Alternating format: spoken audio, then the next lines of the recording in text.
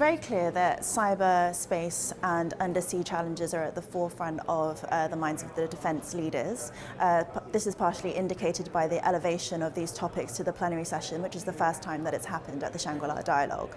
But what was very clear is that technology is actually evolving much faster than doctrine, and so there are a number of challenges that the defence players and ecosystems need to face. I think one of the first challenges is that all of these domains are incredibly opaque, and most of the ministers called for greater transparency in the form of attribution, and also encouraged constant innovation in order to not fall too far behind adversaries, be they state or non-state actors. Cyber came up across all different sessions, not just the plenary 4 that we just heard. Something that all ministers of defence, or most of them, were emphasising was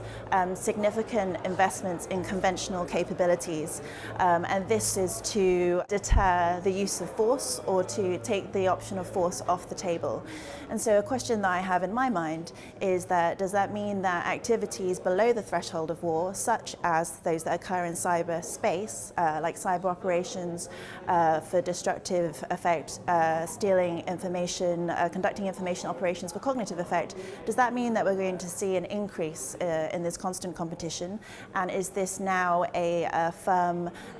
tool of statecraft amongst more states than there were previously? Whether or not there are states in the region or states from outside the region looking to enhance cooperation with governments here, it was clear that some capabilities are going to remain sovereign, but there are many others that won't work unless you collaborate. And I think particularly when it comes to defence of cyberspace,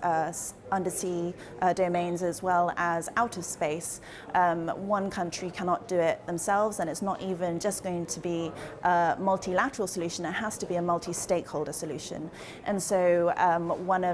there's a number of discussions around how can you involve the big